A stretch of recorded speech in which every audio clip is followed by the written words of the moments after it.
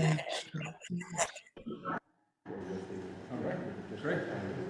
right. Thank you. Which is usually pretty soon. Yeah. What?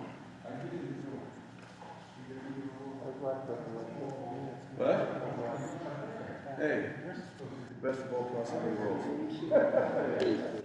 Good morning, Zev.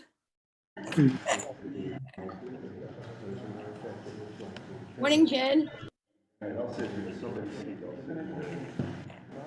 You gotta fill up the table. You gotta fill up the table. How are you? I'm good. How about you? Okay. I like that hat. Thank you very much. Not many can wear that. Good morning, Jeff. Morning.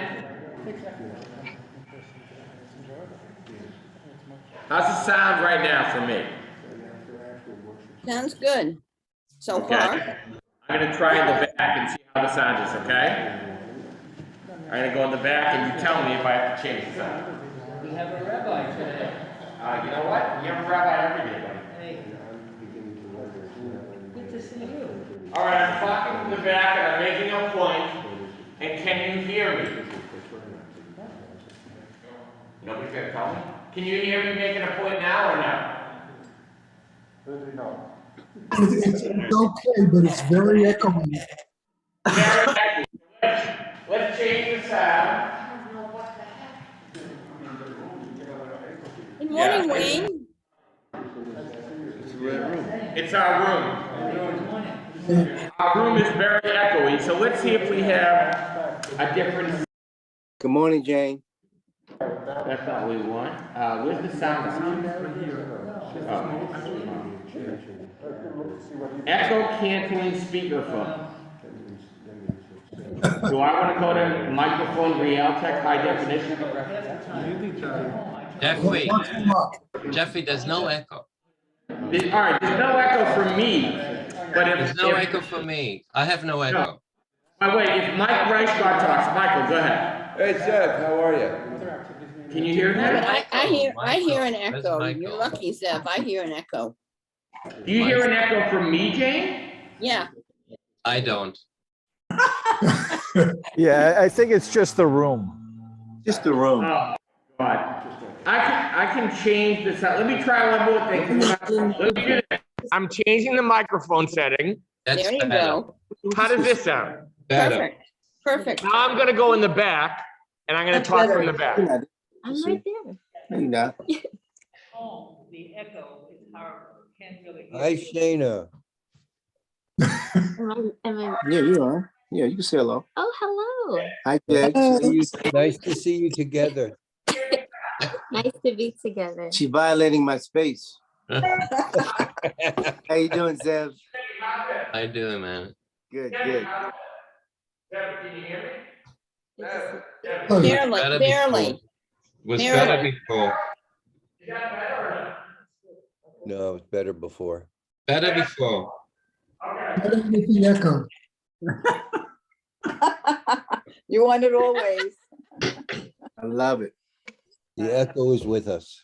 Where's Susan? Where's Susan? Hi, Virginia. Hi, Michael. Oh my God. All right, we're changing back to the Hi, how are you? Hi. the echo canceling Hi, Wayne. speakerphone. Hi, Shayna. How you Hi, doing? see you. Michael. Hi, Emily. Morning. Good morning, Susan. Good morning. So wait, we have Paris all the way to Em, where are you? You don't know. All the way to where Emily is. Yeah. In the outskirts of Phoenix, is that where you are? Who have not been vaccinated. It's the equivalent of walking around pointing the gun at everybody else. No, I can't hear that. I know. I don't know what I just.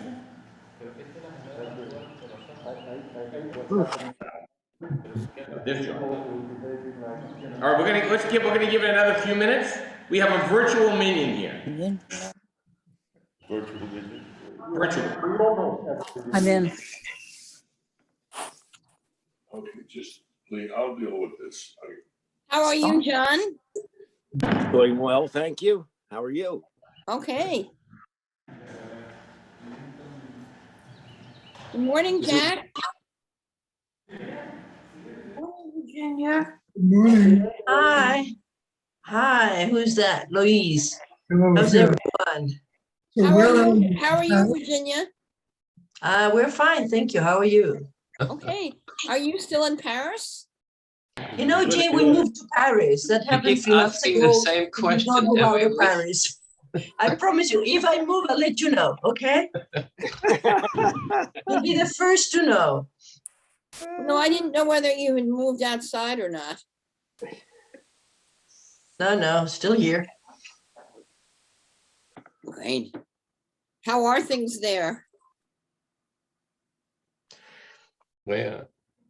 In Paris, well, you know, it's still the world, huh? Still the world. Good, good. And how is your grandchild? Grandchildren, they're fine. Everybody's fine. Good, good.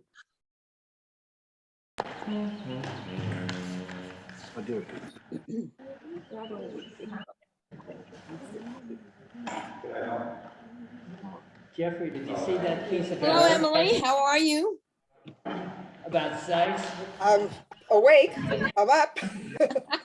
I fed the dog and walked him. How are things out west? Now I have coffee, maybe. Used by having them It's work. 7:00 here. In his factory. He was a manufacturer of the microscope. and- Oh, you sent it to me? I probably just missed it. I probably missed I it. thought you'd find You it know, interesting. I only get around 100 emails a day, and I have to go through them to make sure nobody's dead. I got you. To be honest with you. So I sometimes zoom through them, and yesterday I didn't have time to. No problem.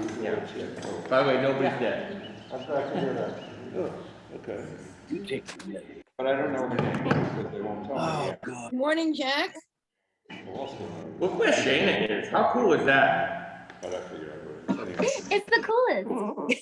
Are you up for a reason, or you just visiting the old guy? Oh, excuse me? Old. Oh, no, I don't see you as old, Wayne. Thank you very much. No, Useful, always useful, always useful. exactly. You're very young at heart, Wayne. Very young Thank at you. heart. Thank you. An email from you, I assume. I'm hanging Hi, out with Shayna. Hi, Jane. How you doing? Okay, how are you?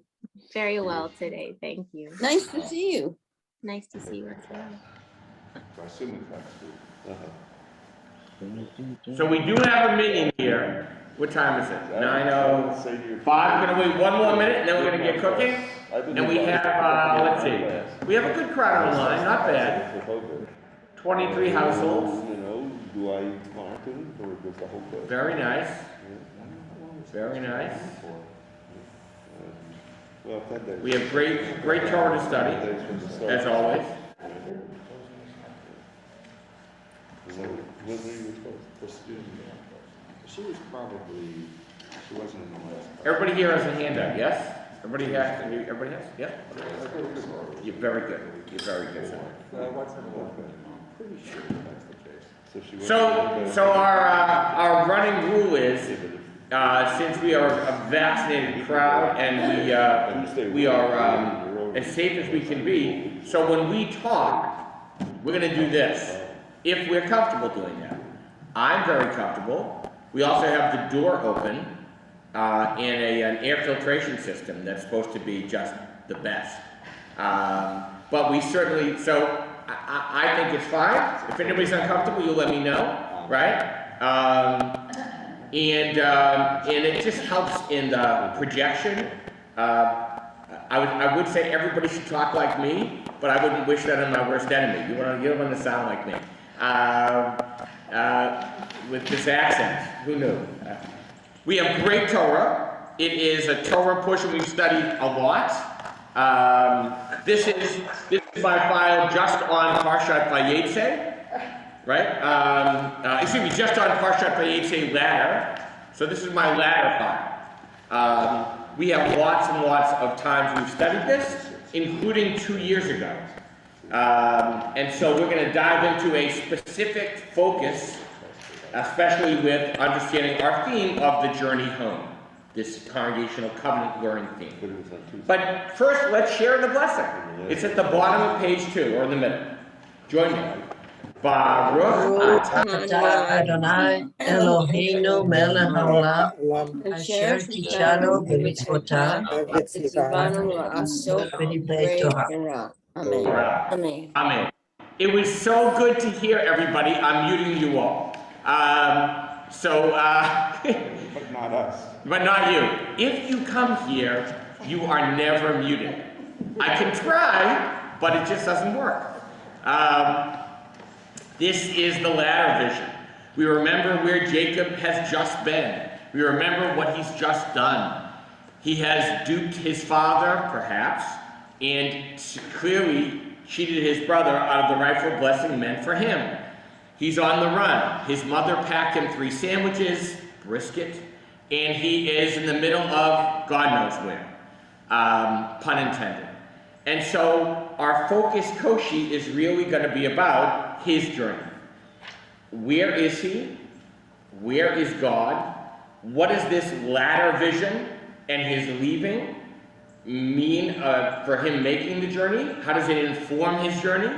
And maybe even most important, what does Jacob discover about God's house that will change how he finds and seeks and understands home?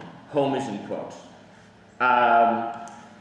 We read it every time, every year that we read this portion. We read it 2 years ago, 4 years ago, 7 years ago, 8 years ago. I could keep going. But we read it with new eyes because we're in a different place in the world and in our lives.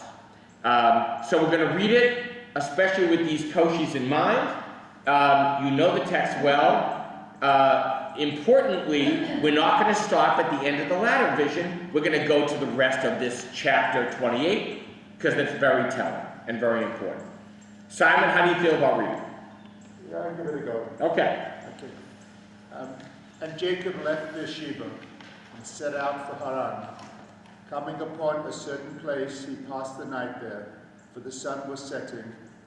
Taking one of the stones of the palace, he made it as his headrest as he lay down in that place. Yeah, not a palace, but just a place.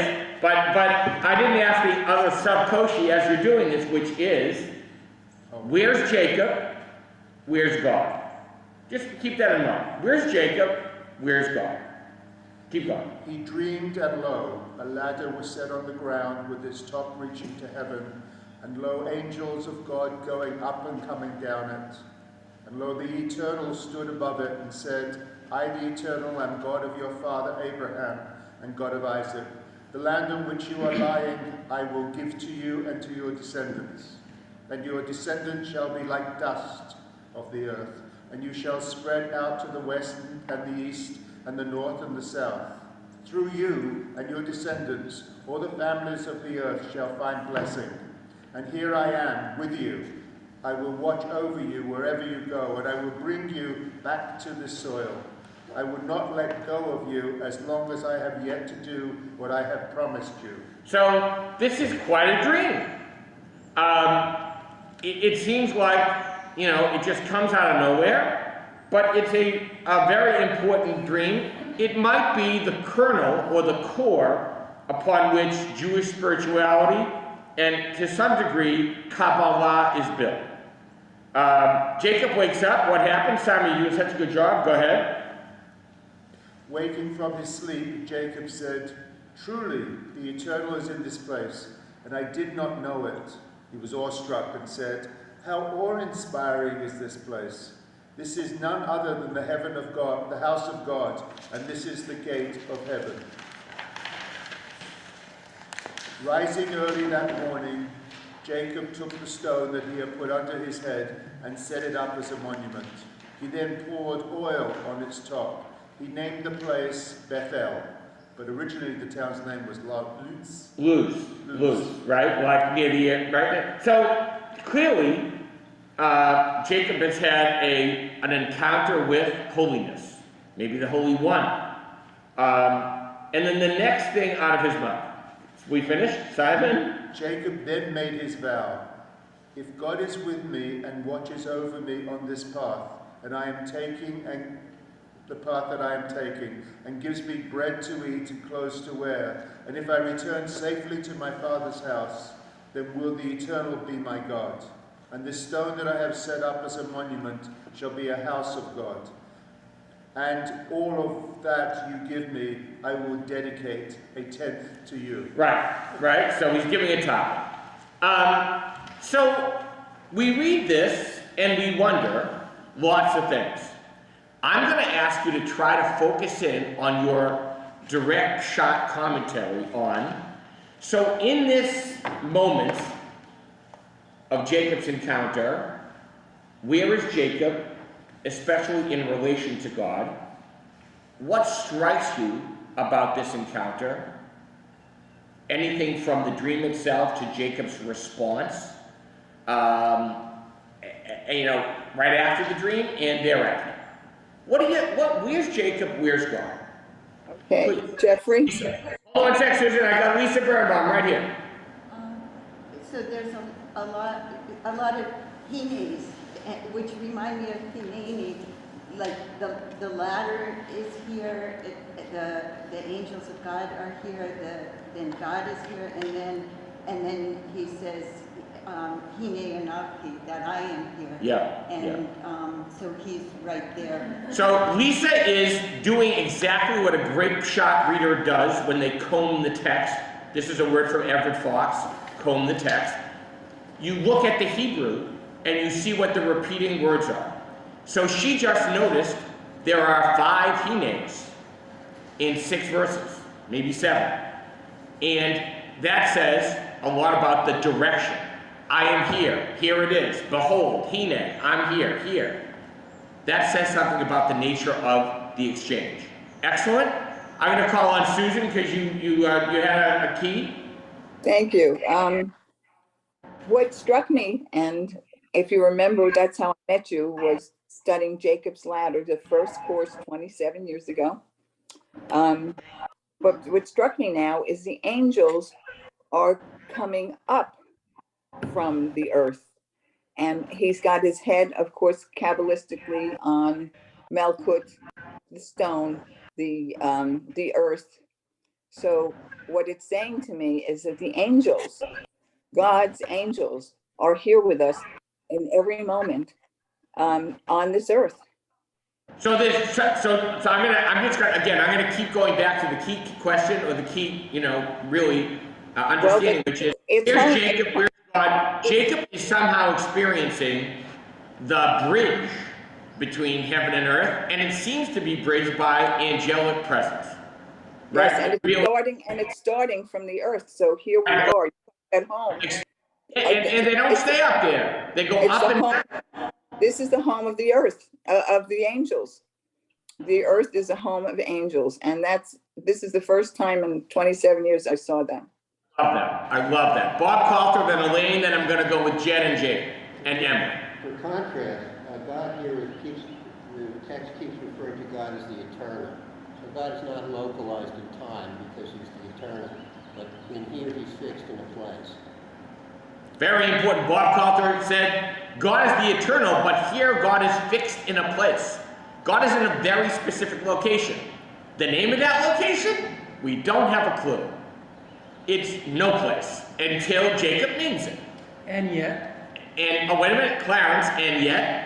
Apparently the town's name was Luz. So it did have a name. But that doesn't have that name anymore. So I'm going to say lots of things that'll be important in the long run. When you encounter God someplace, it changes the place. Elaine.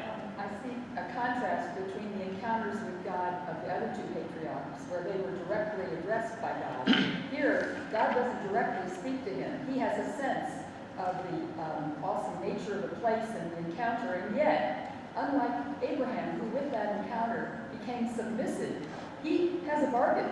It's conditional. His relationship to God, even now, when he recognizes there's something different about this place and this encounter, it's so conditional. If God is with me, blah, blah, blah. Then, excellent. And that's who he is. So, Elaine is getting Jacob because this is an indirect encounter through dream with God. Not a direct encounter. And Jacob is trying to figure it out, and he's pretty demanding, really, I think, in this moment. right? I know I had Jed and Jane and Emily and Zeb. I'm interested in what Elaine is interested in. And I suppose that he's saying, can you hear me? Yes. Okay, if God is with me, may mean that he saw this all happened in a dream, so he's not 100% sure. But then he goes on with more conditions, and I'm wondering, I know that there's a greater meaning here, but I don't know how it reconciles with Jacob's nature. Excellent. So what's with the conditions? And in fact, is this a conditional covenant? Is this faith only if? Jane? I'm curious about one thing in chapter, I guess it's verse 13 and 14, when God makes the same promise to Jacob as he made to Abraham about your being as numerous as the dust of the earth, and I'm going to bless all your descendants, and so on and so forth. If I were Jacob, I would be wondering, okay, you're making the same promise. When is it going to happen? I would be a little bit skeptical myself. Maybe Jacob's sort of conditional vow is not, uncalled for. Maybe. Emily? Are you muted now? I was going after the same thing. God's promise has no conditions. It's, he says, I am going to do this and I'm not going to stop until it's completed. Meanwhile, Jacob is saying, well, if you do this and if you do that, and if this happens, and then if all that happens, you'll be my God and I'll give you back a tenth of what you've given me. It's like, wait a second, why is he bargaining with God? Right, so is this a Jacob who's, again, a deal maker, a wheeler dealer? Or is this Jacob, the future Israel, the man of faith? Right? Something about this encounter changes Jacob, or at least changes his awareness, which is going to be crucial. I have Zevi, then I have Toby. So everybody has been hinting at it. The word I'm going to use is transactional. It's a transactional relationship. And it's transactional about two homes. Jacob recognizes God's home in verse, I think it's verse 17. He says, this is the house of God, right? Gate to heaven. So now Jacob recognizes God has a home. This is it. This is the gate to it. And I think in verse 13 is when God recognizes that this is going to be Jacob's home. So the transaction is both in terms of I'm your God, you're going to be mine. This is your land, I'm going to recognize, and it goes both ways. Yeah, you see? So in fact, they're both being conditional, aren't they? And so if two people are being conditional, it's either very I-it, or it's an I-it, meaning transactional, that leads to transcendence. Ooh, write that down, that was good. Transactional that leads to transcendence, right? So that could be it. That could be what's going on. Toby. Okay. Verse 19. Yeah. He named that place Bethel, but originally the name was Luz. Is Luz also the name of word for light? Is Luz light? No. Okay. No. Then I have nothing to say. Oh, Wrong language. yeah, you're so close. You're so close. You're in Spanish there. So, right, do I have, Virginia. Yeah, I have a question over verses 12 and 13. Is he dreaming low? Can you hear me? Yeah? Yeah, you sound great. Okay. Yeah, he dreamed and lo, a ladder was said, and lo, lo and behold, the writer is seeing the miraculous in all this. How does it go this low into Hebrew? How do you see it's a bad translation, Virginia. Because okay, because it's strange. And he's introducing this idea of us on top of all the marvels. The one who's writing is even more marvel than everyone else because he's it's marvelous, but here's how it's marvelous. This is a directional dream. As Bob pointed out, God is the eternal, and yet God is in a finite place and time in this dream, in this encounter, in this divine exchange. And so, Lisa said it right. In verse 12 it says, Vayachalom, and he dreamed. V'hinei, shua mutzavarza. And right here, hinei, was a ladder with its base in the ground and its top reaching the heavens. So it's directional. It's not lo. It's not behold. It's right here. The word is hinei. Jed, did you have something to finish up? I don't know if you had still had your hand up. No?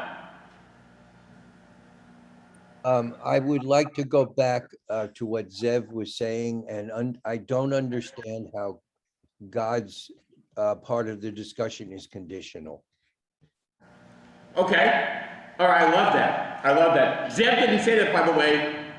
I said it. And I'm not going to tell you yet. But I'm going to try to show you how both parties here are in fact mutual in their desires and hopes for each other. And that one interlinks with the other. It isn't I make demands, you make demands. Right? Clarence. Oh, I'm sorry, Harry is the cook. Can you hold on a second? Harry, I'm sorry. So just on the text, a couple of things. Obviously we haven't mentioned Makom appears all the time, but okay. The text starts out a little differently than other journeys, and so Jacob leaves from Beersheba, so that's where Abraham went with the lads after the binding of Isaac. So there is an effort to really put this within the lineage of Abraham to the point where the text says that Abraham is Jacob's father, which all grandfathers believe in their heart, but know is not true genealogically. So, right. Or is true genealogically. So, but the blessing, strangely enough, is not an exact duplicate of the blessing that Abraham is given. It's a sort of a paraphrase. It's like Jacob is making this up in this dream. So someone mentioned that it's not direct speaking, God speaking it, but Jacob translating it. Yeah. So, and it's a little different. Yeah, so Harry has two crucial points that are going to help us make our point, which is that there's a direct connection between Abraham here, and it's being made intentionally.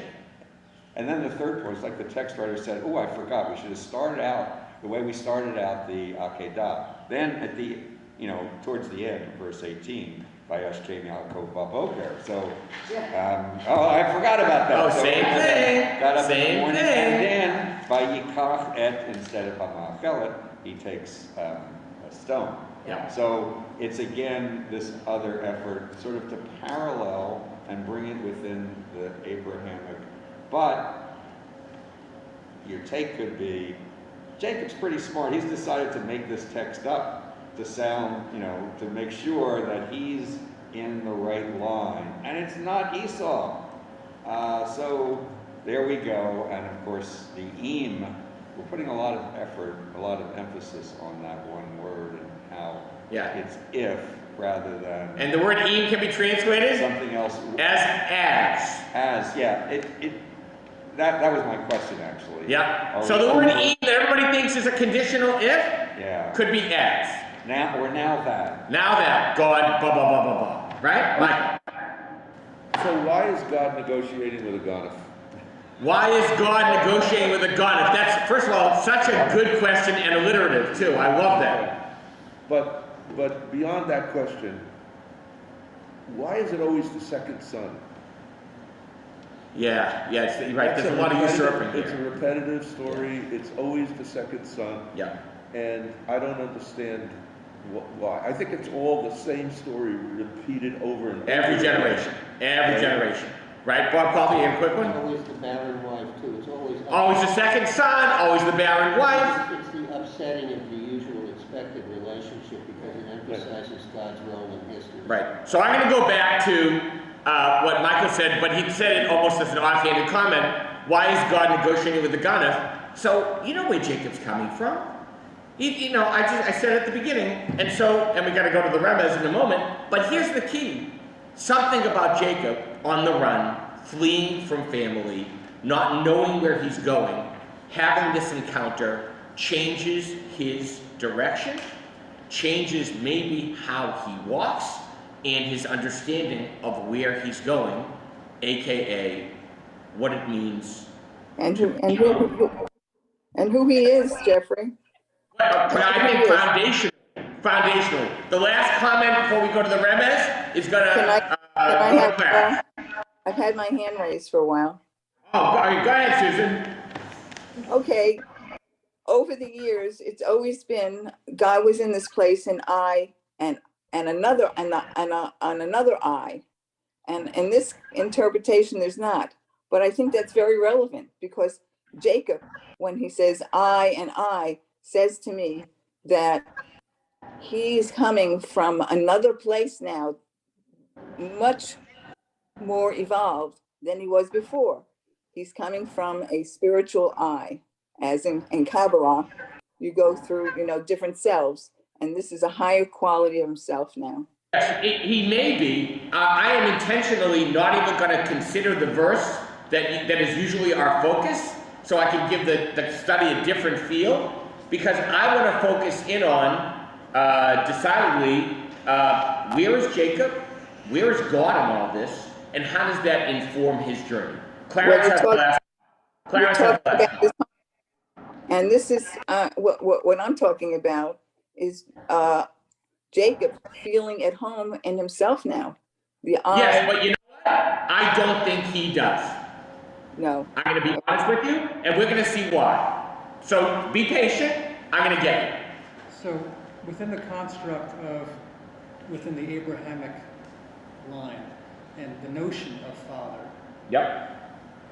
He is saying he's receptive, Hineni 5 times. Second, we bring up Abraham in verse 13, God of your father Abraham. Finally, in verse 21, if I return safely to my father's house. Yep. Well, who's the father? Who's the father? There's a beautiful. It may not be Abraham. It could be also Abraham, but it could be God. So Clarence is understanding that there's an ambiguity of succession, as both Michael and Bob pointed out, and as Harry underscored, there's a direct connection to a previous generation, meaning the grandfather's generation, the original blessing. What is this all teaching us about finding home, and who is home here? How do we understand home? And this encounter in a dream changes the way Jacob will see that house, his own home, and God's presence. Go to the remnants. I'm going to focus in on what almost nobody except Harry did in a very little offhanded comment. Yeah, place, that place thing. Because it's crucial. It's crucial. It says in the Hebrew, I'm going to keep referring back to the Hebrew, and I just want to make this point as we go into the remez. The word makom is 5 times in the text, and it quite literally says vayifga b'makom. The word vayifga b'makom doesn't happen, that phrase, anyplace else. What does that mean? And again, vayishkav b'makom hahu. And then when he wakes up in verse 16, achein yesh Adonai b'makom hazeh. And again, manora hamakom hazeh. Makom is crucial in understanding this dream that gives life direction. Watch what the commentators do. And they'll connect it in all these ways that we mentioned. You are very astute, right? Carol Scheffler, are you around? Read us a little text, Carol, or a little of the Rashi. Text actually says he came upon the place. It was Mount Moriah, as in Abraham looked up and saw the place from afar. Vayifga. Our sages note this word is used elsewhere for prayer, as when the Holy One tells Jeremiah, do not pray for this people, do not plead with me. Our passage, they infer, means that Jacob created Ma'ariv, the evening prayers. This is a crucial comment and so interesting. And we're going to build here. So he came upon the place. We know what it says in the Akedah, in verse 4. Vayisa et einav vayard hamakom merachok. He lifted his eyes and saw the place from afar. And what do the rabbis say about in Genesis 22? He saw God on the mountain. The place is a rabbinic name for God. It would be like if you use the modern Hashem, the name. Except it's not, right? It's the place, meaning a quality of presence, as Bob Coulter pointed out before. This eternal God has a place. And now let's delve deeper, because Robert Alter, great biblical and teacher at Berkeley, understands, he quotes Sarna, so what is this place going to mean? Right? Lisa has her hand up real quick. Just a question on that one. What's the end mean? What's the end? Oh, that Jacob created the evening prayers? Yeah. And the Jeremiah. Yeah, well, the Jeremiah, he uses a proof text. He's trying to show that the word vayivka can mean prayers. And it means, paga means to meet. But if you stretch it, it can mean to plead or entreaty. So there is a tradition that each one of the patriarchs created one of the different rabbinic services. Abraham did shacharit, Isaac did mincha, Jacob did ma'ariv. That's going to be significant in around 40 minutes.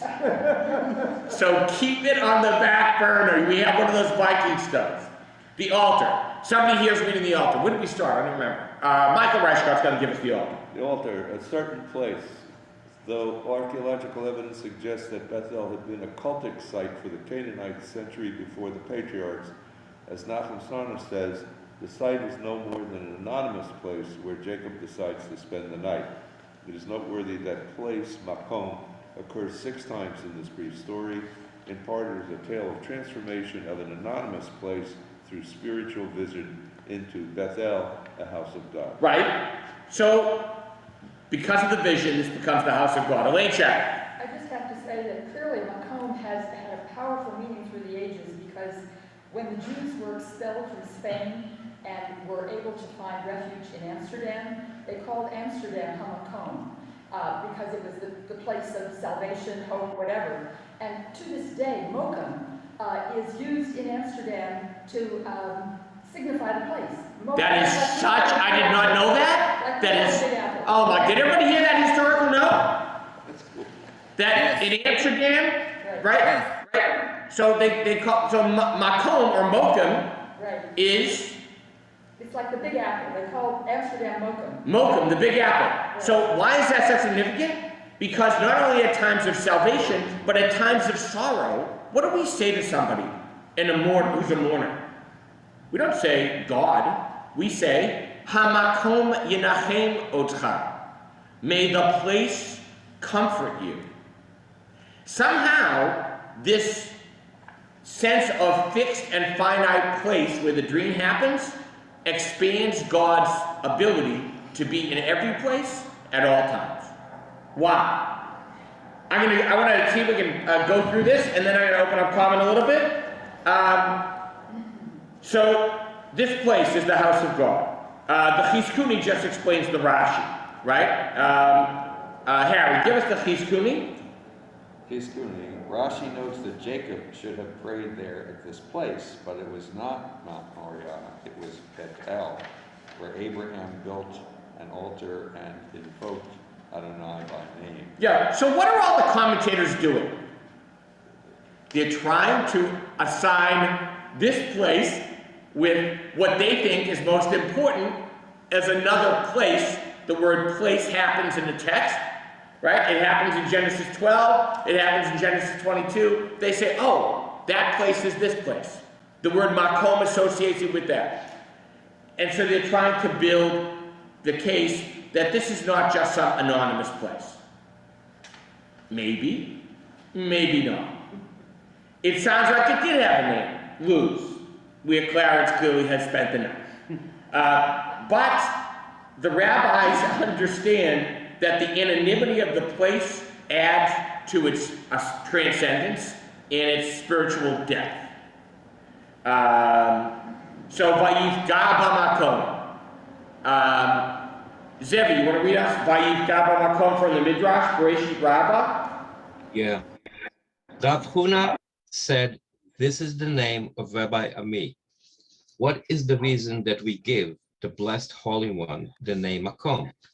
It is because God is the place of God's world.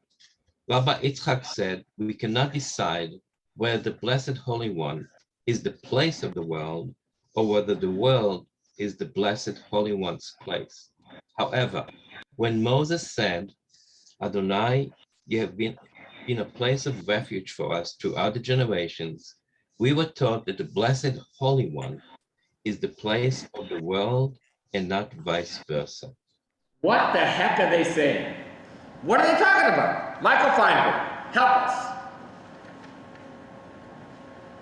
Yeah, of course, I can't help thinking of I think it's Talmudic, God is the place of the world, but the world is not his place. But I would also go further, not further, but in another direction, because the whole time we are taking place, and this becomes the name of God. But you could just look at the everyday meaning of the word place. What a charged word it is. You talk about people losing their place, about people looking for their place. He's found his place. And the story of Jacob is losing his place with his family and then finding another place. When we find a place in the world, are we actually finding God? I mean, without going to rabbinic tradition, isn't the word place, particularly when it's attached to a possessive, finding oneness, finding God? Yeah, beautiful. So powerful and so drashy, but I love it. And in fact, it isn't Talmudic, God is the place of the world, yet the world is not God's place. It's this midrash. That's what it says in the next text. It's this midrash. So what are they struggling with? They're struggling with, how does God, who we say is the place, as this is really what Bob Coulter brought up before, how is an eternal presence experienced in a single place? How does that happen? Isn't that a contradiction in terms? Yeah. Maybe not. And keep in mind, and I think Susan, it relates to what you said about Jacob's losing and finding himself, or about knowing himself. I think it begins, so I do agree with you in large part, it begins with this encounter. Do we need the rabbi?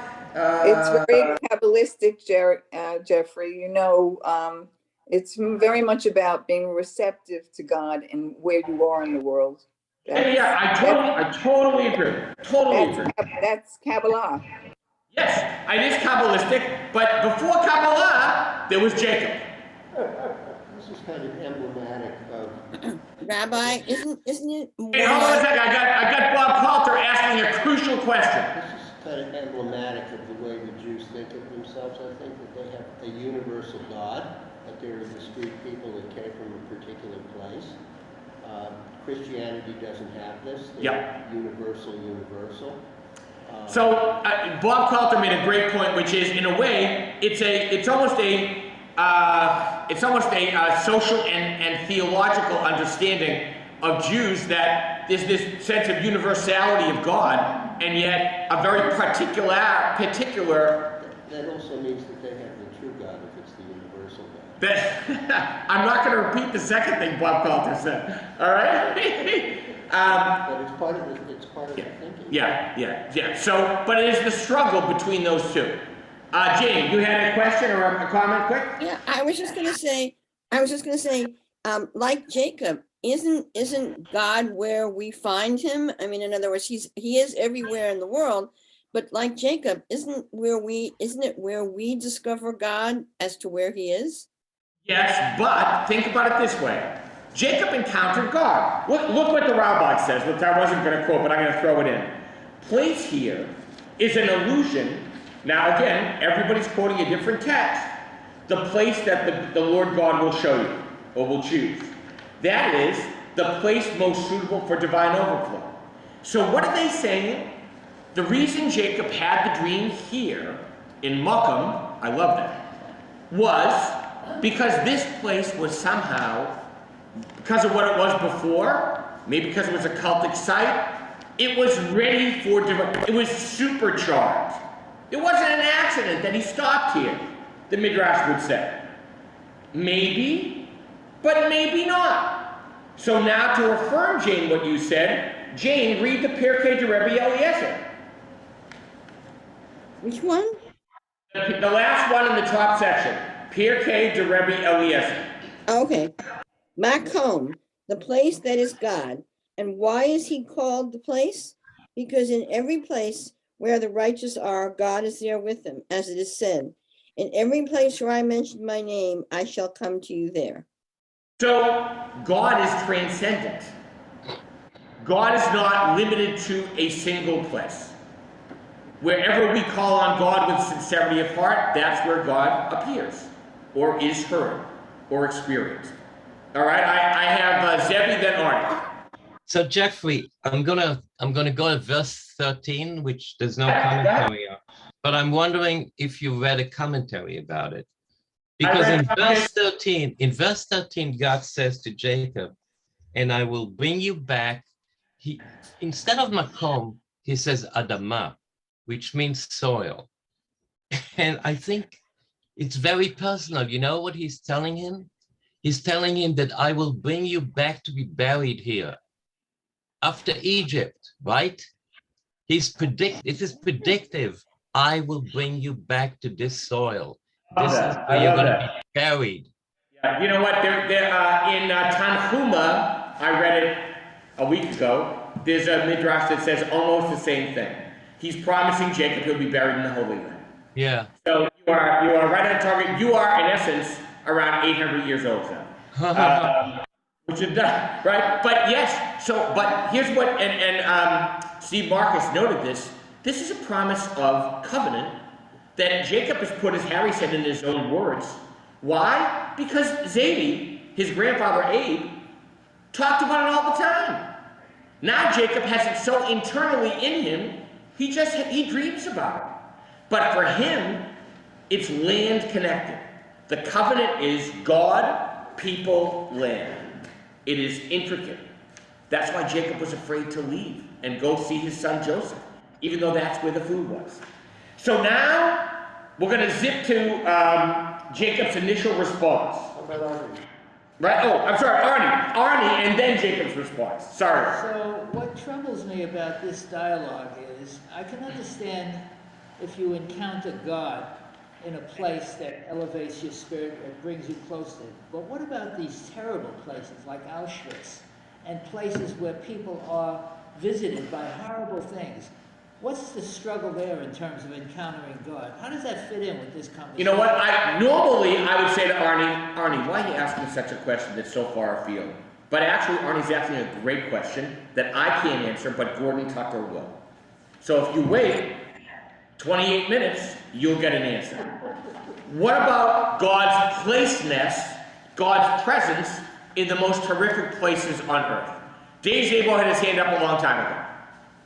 Yeah, it's just, it was actually a question at the beginning. People were comparing the vow that God made to Abraham to the vow that God made to Jacob. They're slightly different. With Abraham, it was, you'll be as numerous as the stars in the sky. And with Jacob, it's as numerous as dust. And it makes me think of, especially after Zevi's comment, from dust you came and from dust you shall return. Yep. Something about that Adama links us all. So very important. And of course, Ufaratsta, Yama Kedmat Safona Venegba. And he's also just, when he's dreaming, he's lying in the dust. He is lying in the dust.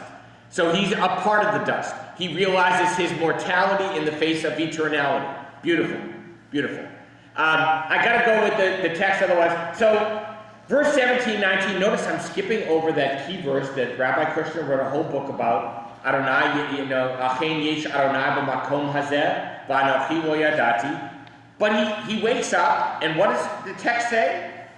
It says, Vayira, he was shaken or fearful. Vayomar, he said, Ma norah hamakom hazeh. How awesome is this place? Ein zeh. This is none other than Beit Elohim, the house of God. The Zeh, and that is the gateway to heaven, Shar HaShamayim. Why is this so spectacular? Watch the commentary. The Eitz Chaim. Jed Stampleman, you want to read the Eitz Chaim? You're so ready. I can see you. Just unmute. Okay, I'm unmuted. Eitz Chaim. Vahira, he was shaken. We tend to speak casually of coming into God's presence. Jacob's response reminds us that to encounter God in our lives is a soul-shattering experience. We are shaken to the core, and we are never the same person afterwards. Somehow, as Susan said previously, he's a different I. He's a different being in the world. This Gunneth changes. Is it possible to have an encounter with some sense of being and to be changed as a result? I just wanted to say that I was thinking of where God is the place. I was thinking about Larchmont Temple and how it was founded, and that it was a huge change. It was a huge change for the 40 families. It was a huge change for all the children, of which I was one. And nothing was the same after that. That's so sweet. Yeah, I love your connection to the historic nature, but that's beautiful. Yeah, so in fact, the nature of a place can change based on how people experience the sense of the place, right? It became our Makam. I love that, right? The big Makam. Is that what they call Makam or Makum? Mokum. Okay, that Mokum. Okay, so what does Jacob do? He names the place. What does he say? The dwelling place of God. Ibn Ezra, where one can pray in a time of need and that prayer will be answered. So Jacob feels like his prayer was answered. By the way, is Jacob in such a special place? No. He's in a place of suffering. He's in a place where he's feeling so guilty about what he's done. He's in a place where he's just left the family who sustained him and his mother who was his backbone. And he is in the lowliest place he's ever been. And there of all places he experiences God's presence. Taka. Clarence. It's very akin to what his father did. He named as well. I'm not sure whether Abraham named, but I know. What are you referring to? After the Akedah. So Isaac named wells based upon the places his father called them. No, but wasn't there another naming that Isaac did? Isaac redug the wells of his father in chapter 26. Before, just at the Abraham, yeah, Abraham puts up a stone and calls it Bethel. Right? Oh, yeah. Well, Abraham called his grandfather named the place Bethel. So Isaac didn't really name it. It was Abraham who named, and then Jacob who named. Yes, his father Abraham. and Isaac didn't name. Correct. But what Isaac did do is he redug the wells of his father and called them the same names. We don't know what names. So it could be he called one of the names Bet-El, the house of God. Jeffrey? There's a naming quality to this, right? The idea, right? Just see, wait 1 second. Let me just say this and then I'm gonna call on people.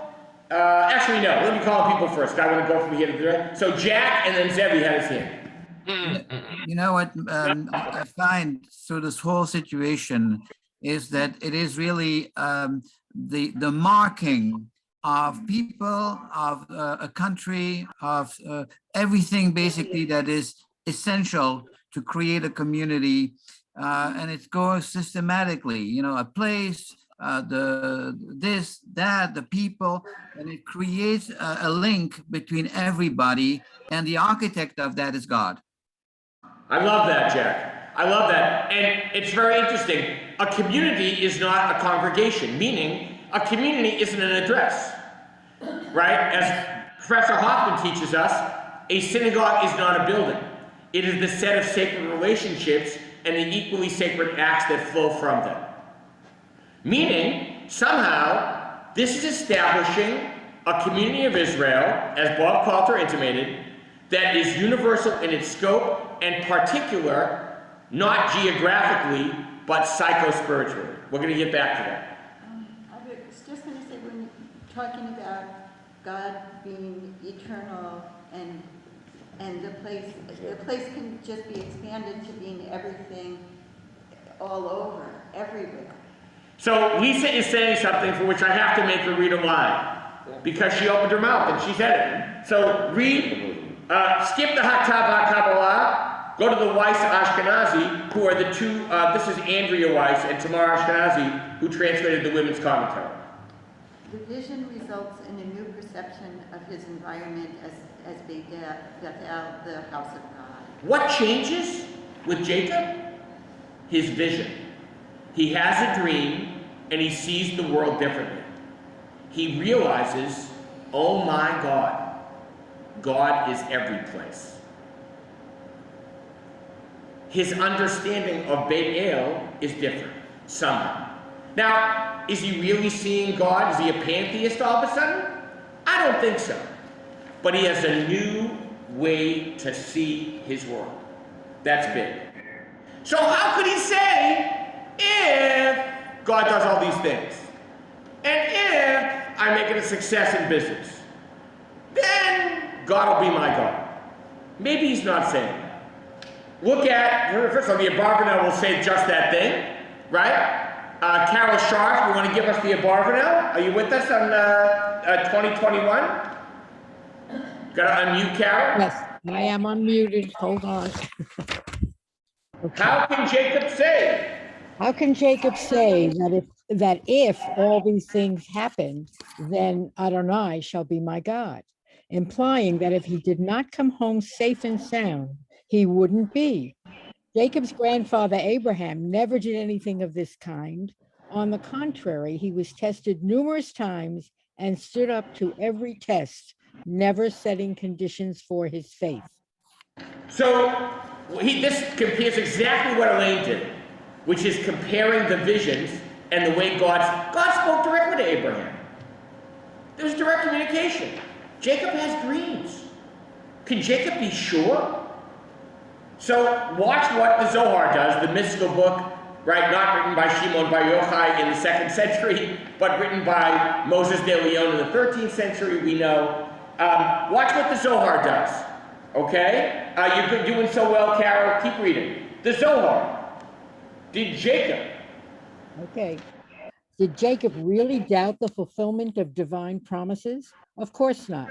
But he thought, I was dreaming, but if the promises I heard in my dream come true, then it was God's revelation.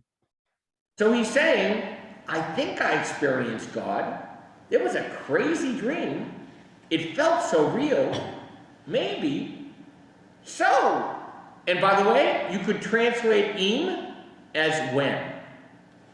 When God, that's not conditional.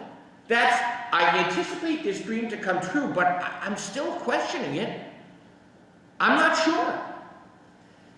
But it changes how God is present. Why? Look at the Gilman. This is Neil Gilman, who actually said this himself when he studied this portion with us. May he rest in peace. I don't know. How long ago was Gilman here and stayed at your house? Yeah, 12 years ago. 12 years ago. Let's say 12 years ago. What was Jacob's vow really teaching? That God is not limited to a single sacred spot. That God must go with us on our journeys. That wherever it is we turn to God, that spot becomes our Beit El. Lisa. God already says, I am here with you. In verse 15. Yes. He's already there. Yeah, so in Jacob's dream, Lisa's pointing out, God is already there. But what's Jacob's fear?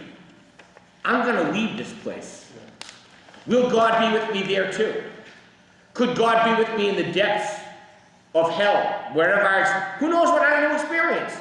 I'm going to meet this guy, I'm going to marry this woman, I'm going to get the wrong woman, right? This Laban, whose name is Whitey, is not so good, right? So I'm going to experience a lot of deception. And maybe what goes around comes around. How can God be with me in all those places that I live? How? Harry. So I think there's a tension in this place stuff. So Makom is perhaps brilliantly unnamed as exactly where that place is. So that makes it portable. We can go to Amsterdam. Of course, aren't we New Amsterdam? Yes. So therefore, we're the Makom. Yeah. I like that. So it's portable. On the other hand, there's this tension in Judaism with the centrality of the temple of Israel. Abraham isn't told, I will show you the place, Hamakom. Right. He's told, I'll show you Eretz, the land. El Haaretz Asher, yeah. And Jacob, as points out, and it's Adamah, So there is, actually it's a tension as to how portable. So Harry points out something crucial, which is, so it seems to make God portable, and God's presence portable. I'm there with you, I'll go with you. But that stands in tension to the place, like Israel, like Jerusalem, like the center. I have Elaine, Michael, and Arnie here. I have to look at this a little bit as a literary device. Bear with me a bit. Remember, he just got this birthright by deception. So I think in terms of the narrative, we've got to legitimize this role that he's now going to have, which is a big role, which he got by deception. So this piece, this encounter, is a way of giving validity to his role in spite of the way he got it. The encounter gives validity to Jacob's role as the inheritor, direct from Abraham, right? It was a Michael and Arnie. So having a fixed place has been a disaster for us.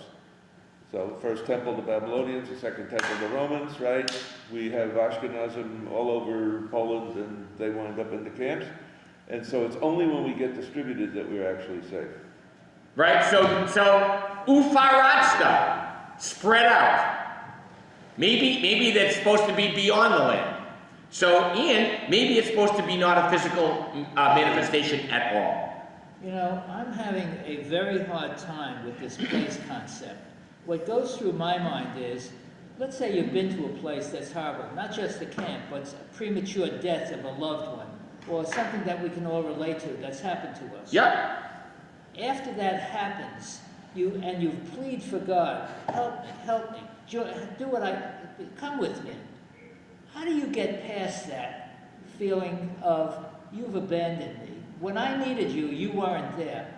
What good are you to me now? Oh, first of all, Artie's just asked the second great question. How can we feel God's presence when we feel like God's abandoned us? Exactly. How do we deal with that? And again, Gordon Tucker's going to give us an answer. I think I have Shayna, and then we're going to go to the text.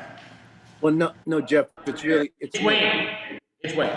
No, in Psalms 139, David knew God was everywhere because he says, where can I go from your presence, or where can I go from your spirit or flee from your presence? He knew God was everywhere. So the sense of God's presence in all places will manifest. Mm-hmm. So now let's go to the drash, because there are two brilliant drashes. One is more brilliant than the next. Professor Aviva Gottlieb Zornberg, right, is saying something about the nature of Jacob's journey that I think is transformational. Shayna, since you're here, would you mind reading a little bit?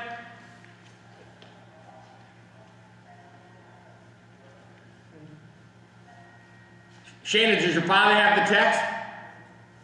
Do you? You gotta unmute.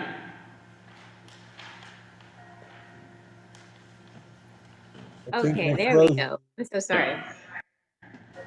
This is Aviva Gottlieb Zornberg. Okay.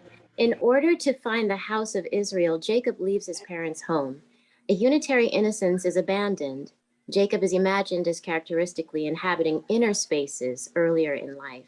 But this moment means a going out, a birth into the external world. The image of the house is central to Jacob. After his dream at Bethel, Jacob immediately describes the place as the house of God. and an important Midrashic tradition claims this as the site of Mount Moriah, the future place of the Holy Temple. Jacob names the place Bet-El, an image of inner coherence.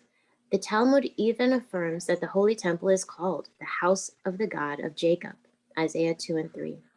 It is Jacob's lifelong passion for Bait, home, for sacred structure that ultimately characterizes the religious imagination of his descendants. Right, so as Michael Reichgott just intimated, it's our desire to have a place we can call home. What is the nature of that place? Is it a place after all, at all? Go ahead, Sharon. But this is no simple nostalgia for home and hearth. In order to achieve the marriage for which he wrenches himself away from his parents and promised land, he will have to travel outwards to break through many boundaries. Unlike Abraham, his grandfather, he is not traveling toward a promised land, guided by God's direction. God, on his journey, is silent. Jacob has to go away, vayetzei, to diffuse the focused experience of his father's house in order to return. Right, if you're highlighting, that's a highlight line. He has to vayetze in order to be able to go home. He has to leave in order to find a sense of coming back home. He can't stay there and find it. Crucial, right? Go ahead, Shane, you're doing so well. Read a little more. In leaving home. In leaving home, Jacob goes out into exile. This is an exile not only from home in a geographical sense, but in some radical sense from himself. His going out makes an imprint. How is he to know himself in that strange country, that darkness of exile? As he begins his journey, the sun sets, 28:11. When he returns, 20 years later, the narrative describes a sunrise, 32 and 32. Both these markers of time, the Midrash suggests, are functions of Jacob's personal experience of time. Between the 2 points, there is darkness, the dark night of the soul. Yeah, something about Jacob's journey is experiencing God through darkness. Very, very important. All right, Michelle Greenberg, are you going to pick it up here? Shana, thank you so much. Thank you, so good. Michelle? Yep. Dramatic. I got it. Okay, dramatic, unexpected encounter happens here in space and time. He collided with a certain place. The word vayivka suggests a dynamic force of encounter with an object that is traveling toward oneself. It is a place of danger, yet potential purity, of great longing and yet distancing. But the makom, the certain place, is equally a metaphoric reference to God himself. Jacob here makes contact with God. There is a shock of spiritual recognition hinted at in the classic Midrash Vayivka. He prayed, initiating the evening prayers. Each of the 3 patriarchs initiated one of the services. Thus, Jacob is the first human being to pray in the dark. Darkness looms unexpectedly, yet it is deliberately precipitated by God, like a king who calls for the lights to be extinguished to talk with his friend in private. This makom is Mount Moriah, the place of the future Holy Temple, where his father was bound in sacrifice, that Jacob names with a certain domestic familiarity, Bet-El, the house of God. It is this intimate quality that brings Jacob for the first time to an understanding of God. In encountering the darkness, he was the first person to achieve the previously impossible act of praying in the dark. Leaving home, all support systems behind, Jacob moves into the night. Here, nothing is quite clear, and yet, paradoxically, Jacob finds his ground of truth. If that doesn't blow you out of the water, I don't know what does. Because what is it saying about Jacob? It's exactly Arnie's question. When we're at our lowest moments, when night looms, when the world seems dark, God is so present. God is alongside Jacob. It says, Nitzav alav, standing by him or on him. Somehow, the idea of God's presence, Jacob affirms in his experience, a dream experience, is more palpable, more real, more ready when we are experiencing that darkness. But you know, It gives one hope, Jeffrey. It does give one hope, Susan. It does. That in the darkest of times, there is something more that you can connect to. Even during this pandemic, when you can't connect to people physically, there is a spiritual connection that I call God. Yeah, I think so affirming and hopeful, no question. It even says something more. But Jack, you had something. I don't want to. Yeah, I think the important, to me at least, the important thing is that God is not there present and untouchable. He is something that we cannot see. He is in the far ground. It is our job to discover him and not the other way around. He's not there holding your hand and say, I'm here, I'm doing this for you, I'm bringing you Coca-Cola, I'm doing it. You have to find him. And if you don't find him, it's your problem. By the way, if I could find a God that would bring me Coca-Cola, that would talk to be a good God. I'll tell you right now, right? Harry and Bob. I think God should tell us the trade secret for making Coca-Cola while God brings it. Yeah. So why do we assume it was dark? Have you ever been out in the middle of nowhere? Right, pretty light, isn't it? It's actually pretty light and awe-inspiring. Yeah. So, you know, if you're writing from an urban environment, of course you assume it's dark at night because it's dark at night. But out in the desert? So I think this, Susan, this calls for the artist to let us imagine. Yeah, yeah. And of course, even if it is dark, as our prayer book says, even the darkness is not too dark for God, right? So I have Bob, then Michael. This is the first great coming of age novel. Say again? The first great coming of age novel. This is the first great coming of age novel, Bob Coulter said. Because Jacob goes on a journey, he has an experience, and he's changed. Now he's mature. I love it. Yep. He's changed, and his coming of age changes us. Yeah. Jacob's coming of age changes us.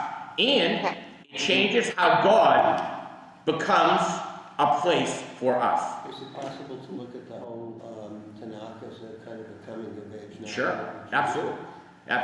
Yeah, boy, it's a trilogy. Right?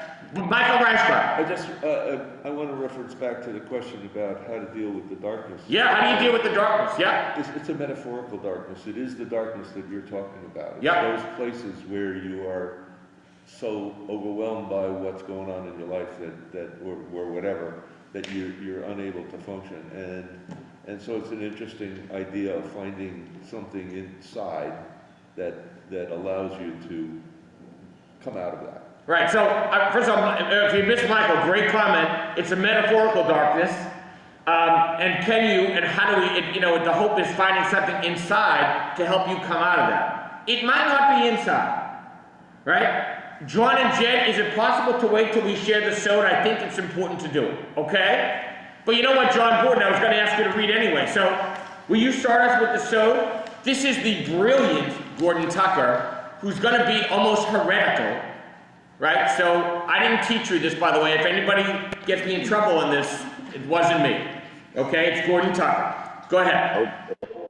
What may sound like an arcane issue of little practical import is in fact a theologically audacious and far-reaching statement. Let me explain, or let Gordon Tucker explain. We ordinarily specify the location of things in a coordinate system, for example, by latitude and longitude, or by referencing a city street grid. Thus, each such ordinary object has its unique place. Now, it is axiomatic in sophisticated theologies that God cannot be located in one particular place. That is, after all, the basis of the rather simplistic but sweet children's song that begins with the words, Hashem is here, Hashem is there, Hashem is truly everywhere. But that basic axiom is not what the text is in Genesis Rabbah is conveying.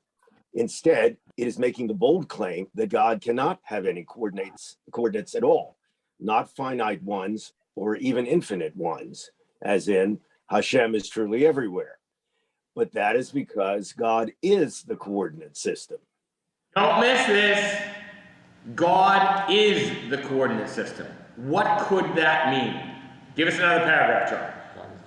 A charming but deep articulation of this comes at the end of Act 1 of Thornton Wilder's beloved play, Our Town. The passage consists of a brief bedtime dialogue between Rebecca Gibbs and her older brother, George. Rebecca, I never told you about that letter Jane Crowfoot got from her minister when she was sick. He wrote Jane a letter, and on the envelope, the address was like this. It said, Jane Crowfoot, the Crowfoot Farm, Grover's Corners, Sutton County, New Hampshire, United States of America. George, what's funny about that? Rebecca, but listen, it's not finished.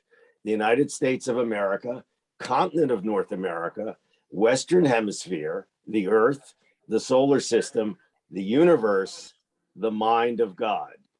That's what it said on the envelope. And the postman brought it just the same. George, what do you know? Ask yourself, is God's place necessarily beyond us, with God above the fray, as it were, or is God the place in which we and all we know reside? Continue. Yeah, you gotta go a little more. Yeah, the broadly accepted orthodoxy in Jewish theology, certainly in pre-modern times, was that of divine transcendence. God was beyond the world, separate from it, and unreachable, the actual meaning of transcendent, and yet in unfathomable ways, able to interact at will with the world. So the idea that God is the place, that all is in God, is a view that one does not expect to find in an ancient rabbinic text, and yet there it is. When God is pictured in such a way, not as having created the universe from outside of it, but instead as comprising, being the address of the universe, accusations of heresy often follow, whether it is pantheism, in which God and the universe are identified, or panentheism, in which God does indeed encompass all other parts of creation, but is more than that. Such departures from the dualism of heaven and earth have called forth condemnation. Whatever was the ultimate cause of Spinoza's excommunication, he has been, and no doubt always will be, remembered as a theological deviant because of this, which makes it all the more surprising to read in the introduction of Arthur Green's anthology and translation of the teachings of the Sefat Emet, Yehuda Aryeh Leib of Ger, 19th, 20th century, this letter that the Hasidic master wrote to his children and grandchildren. The proclamation of oneness that we declare each day in saying Shema Yisrael needs to be understood as it truly is. That which is entirely clear to me, based on the holy writings of the great Kabbalists, I am obligated to reveal to you. The meaning of Adonai is one is not that Adonai is the only true God, negating other gods, though that too is true. But the meaning is deeper than that. There is no being other than God, even though it seems otherwise to most people. Everything that exists in the world, spiritual and physical, is God himself. These things are true without a doubt. Remember, this is the Gera Rebbe talking. Yeah. The Gera Rebbe is coming away from Jacob's understanding, right from the dream, with his understanding, which is God is the place of the world. We exist within the place. Now, why is this so important? I have to have Arnie read this. What a breathtaking teaching. Clearly, nice and loud. Clearly, we cannot simply dismiss as beyond the pale what Mary Jane Rubenstein, in a recent book called Pantheologics, the book's title, But we may ask, what advantage can such departures from transcendent orthodoxy provide? For one thing, they can vitiate much, if not all, of the force of the problem of human suffering, since God can no longer be portrayed as powerful but callous bystander, allowing the evil to run amok. On the contrary, a pathologic view such as this must be beyond the rabbinic idea that God suffers from humans and even goes into exile with Israel. Herschel identified this depiction of God's identification with human suffering as a source of great comfort and divine human love.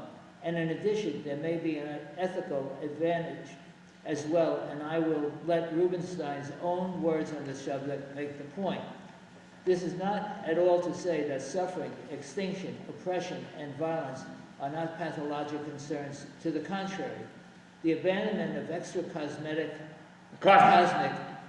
problem solver is motivated in part by the need to take responsibility for the masses we make evil, is therefore not a mystery to be explained, but rather a concerted reality to negotiate and try to overcome. So what is Gordon Tucker saying? Jewish theology has always been an intricate tapestry woven of many threads, perhaps better a quilt of many squares. My purpose here has not been to endorse pantheologies, but rather to simply argue against ruling them out of bounds. There are significant figures in our array of sages on whom we can rely for them. In whatever Jacob actually did at Beit El, the way in which our forebears read that mysterious chapter with its nocturnal dream of a ladder forming a tight connection to heaven is at the root of the complex and never to be resolved history of how the people Israel has understood its God. In the morning, Jacob wakes up from his dream, ready to begin his journey, and says, Adonai was in this makom and I did not know. Perhaps from then on, he knew. What did he know? He knew that God wasn't contained in a single place.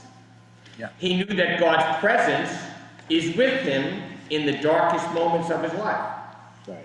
And in the moments when he's in the biggest problems, challenges with the people around him.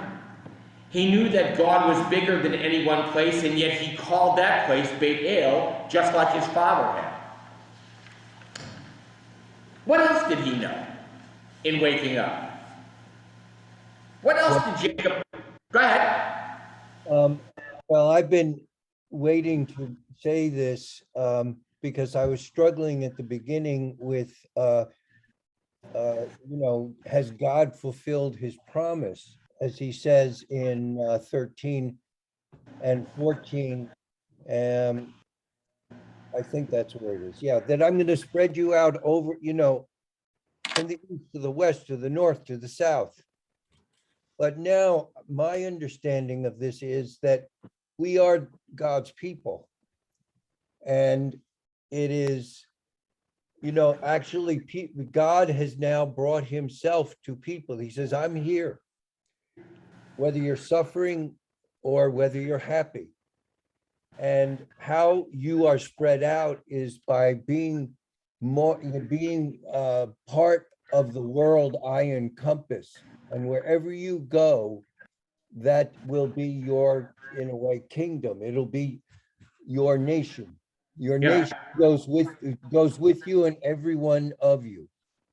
I love that. Right? Very Kabbalistic, or, which is that there is no rung of being at which you cannot find God's presence everywhere and at all times. And you have to be present at all times to invoke this, to allow this to come through you. Because Susan, what did Rashi say? Rashi comments on Jacob's verse, what he says, wow, God is in this place and I didn't know. Rashi says, if I knew God was here, I never would have gone to sleep. Meaning, I don't think Jacob went to sleep. I think he woke up. But most of us are asleep. Most of us are not quite aware of a presence beyond the finite, a presence beyond that place, right? I ask kids all the time, 10th graders especially, so where do you go to pray? Where is prayer most efficacious? They know that word because it's a good SAT word. Right? And if they say the sanctuary, I say, why? I said, I know where prayer is most efficacious, in your bedroom. It's in your favorite spot outside. It's in Manor Park. It's in your camp. You name it. It could be at a family table. So God's presence isn't limited. God is with us, and maybe the latter vision is always there. That was my writing I did. You may remember I shared it years ago for Rabbi Kushner in his class. He used to pick one student to read his 3-page Devar Torah on the day of Vayetze. He picked me, and I read my thing called The Ladder Maker. And there's a midrash that says, what has God been doing since the beginning, since the end of creation? God is making ladders for people to climb. What's the problem? We don't see them. Yeah. We think it's all a dream. Yeah. Very good. The goal is to see the ladder. See It the is ladder. set out right here, because Beit El is where you're sitting, where you're standing, where you're struggling. You know, That's where the ladder is. Good. Go ahead, Jeff. yeah, the thing is, God is not an insurance company or issuing monopoly money or blank checks.